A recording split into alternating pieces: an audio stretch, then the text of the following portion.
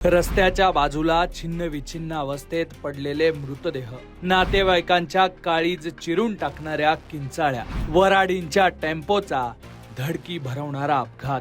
ज्या घरात काही तासांत साखरपुड्याचे सनई चौघडे वाजणार होते, तिथे आता फक्त आक्रोश आणि रडण्याचा आवाज ऐकू येतोय. मुंबई अहमदाबाद राष्ट्रीय महामार्गावरील धानिवरी गावाजवळ एका वऱ्हाडाच्या टेम्पोला कंटेनरनं धडक दिल्यानं भीषण अपघात झाला आणि अपघातात 12 जणांचा जागीच मृत्यू झालाय. शॉर्टकट मारून रॉंग साइड जाण्याच्या छोट्याशा प्रयत्नात हा भीषण अपघात झाल्याची माहिती आहे. नवरदेवाच्या वऱ्हाडावर नवरीच्या घराजवळ गेल्यावर काळानं कसा घाला घातलाय, हा अपघात नेमका कसा झालाय, सविस्तर समजून घेऊ. डहाणू तालुक्यातील बापूगाव मधून 100हून अधिक वराडी आयशर टेम्पो मध्ये बसून धानिवरीच्या खडकीपाड्याकडे निघाले होते. वऱ्हाड नवरीच्या घराजवळ आलेला असतानाच नियतीनं घात केला. वऱ्हाडाचा हा टेम्पो नवरीच्या घराजवळ जाताच अपघात झाला. या टेम्पोला मुंबईकडून येणाऱ्या एका सुसाट कंटेनरनं जोरदार धडक दिल्याची माहिती आहे. ही धडक एवढी भयानक होती की काही कळायच्या आत सगळीकडे फक्त किंकाळ्यांचा आवाज येऊ लागला. प्रत्यक्षदर्शींनी दिलेल्या माहितीनुसार जेव्हा अपघात पाहून ते घटनास्थळी धावत गेले, तेव्हा तिथलं दृश्य अंगावर काटा आणणारं होतं. हा अपघात एवढा भीषण होता की कंटेनरचा पुढचा केबिनचा भाग हा मुख्य बॉडी पासून वेगळा झाला आणि हा उजड भाग थेट वऱ्हाडींच्या अंगावर जाऊन कोसळला. टेम्पो मध्ये क्षमतेपेक्षा जास्त लोक भरलेले असल्यानं अनेक निष्पाप जीव या कंटेनरच्या वजनाखाली दबले गेले. याच दरम्यान महामार्गावरून जाणारी एक दुचाकी सुद्धा या दोन्ही वाहनांच्या कचाट्यात आली आणि त्या दुचाकीवरच्या दोघांचाही जागीच चेंदामेंदा झाला. या थरकाप उडवणाऱ्या घटनेत आतापर्यंत 12 जणांचा मृत्यू झाल्याची माहिती आहे. क्षणार्धात हस्त खेळतं वातावरण स्मशान शांततेत बदललं. काही वेळापूर्वी जे नातेवाईक एकमेकांशी हसत हसत गप्पा मारत होते, ते आता रक्ताच्या थारोळ्यात पडलेले होते. साखरपुड्याचं पाकिट आणि अक्षता घेऊन जाणाऱ्या हातांमध्ये आता आपल्याच माणसांचे मृतदेह पाहून अनेकांनी टाहो फोडला. या घटनेनंतर नवरदेवासह सगळेच हादरलेत. बालाराम जयराम दांडेकर. आणि कोणाचा साखरपुडा होता? माझाच होता. साखरपुडा झाला का? नाही. साखरपुड्याला जात होते. हा. कसा ऍक्सिडेंट झाला? ती टेलर तिकून आला तर त्याच्या डबा निसटला,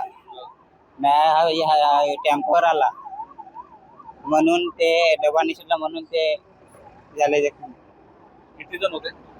त्यात 50 जण. 50 जण. हा. दरम्यान या घटनेबद्दल सविस्तर माहिती पोलिसांनी दिली आहे. वऱ्हाडाच्या टेम्पोनं शॉर्टकट मारत चुकीच्या दिशेनं जाण्याचा प्रयत्न केला आणि त्यामुळेच हा अपघात झाल्याचं पोलिसांनी प्रथमदर्शनी म्हटलंय. काय माहिती आणि काय कार्यवाही केली जाते?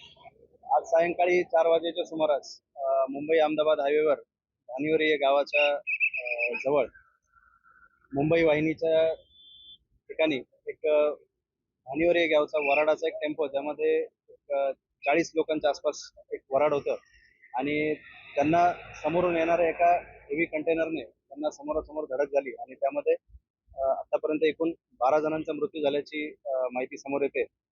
घटनास्थळी त्वरित कासा पोलीस स्टेशन चा स्टाफ, तसेच आपले HSPचा स्टाफ आणि सर्व जिल्हा प्रशासन यंत्रणा जागेवर पोहोचून सर्व जखमींना उपजिल्हा रुग्णालय कासा तसेच वेदांत कॉलेज धुंदलवाडी या ठिकाणी त्यांना शिफ्ट करण्यात आलेलं आहे.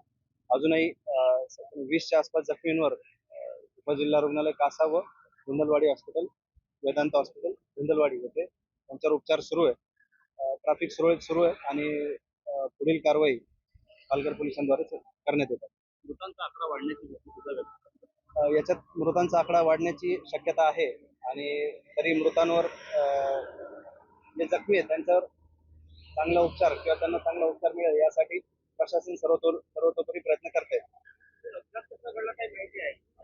प्रथमदर्शनी अशी माहिती की जी काही वऱ्हाडाचा जो काही टेम्पो होता त्यामध्ये हे रॉंग साईडने चाललेले असल्यामुळे प्रथमदर्शनी तर अपघाताचं कारण ते दिसतंय की त्यांनी 1 किलोमीटर समोरून U-टर्न मारून आपल्या गावाकडे वळण्यासाठी त्यांना रेग्युलर रस्ता असताना त्यांनी शॉर्टकट म्हणून थोडासा U-टर्न वाचवायच्या दरम्यान त्यांनी रॉंग साईडने घेतल्यामुळे त्यातून कुठेतरी हा अपघात झाल्याचं प्रथम दर्शनी दिसतंय, पण तपासामध्ये पुढील बाबी समोर येतील. या घटनेत अजूनही 20 जण जखमी असून त्यांच्यावर उपचार सुरू आहेत. एका छोट्याशा चुकीचा परिणाम हा किती हादरवून टाकणारा असू शकतो या घटनेतून समोर आलंय. पालघरमध्ये घडलेल्या या घटनेबद्दल संपूर्ण राज्यात हळहळ व्यक्त केली जाते. पालघरहून राहुल पाटील, लोकमत.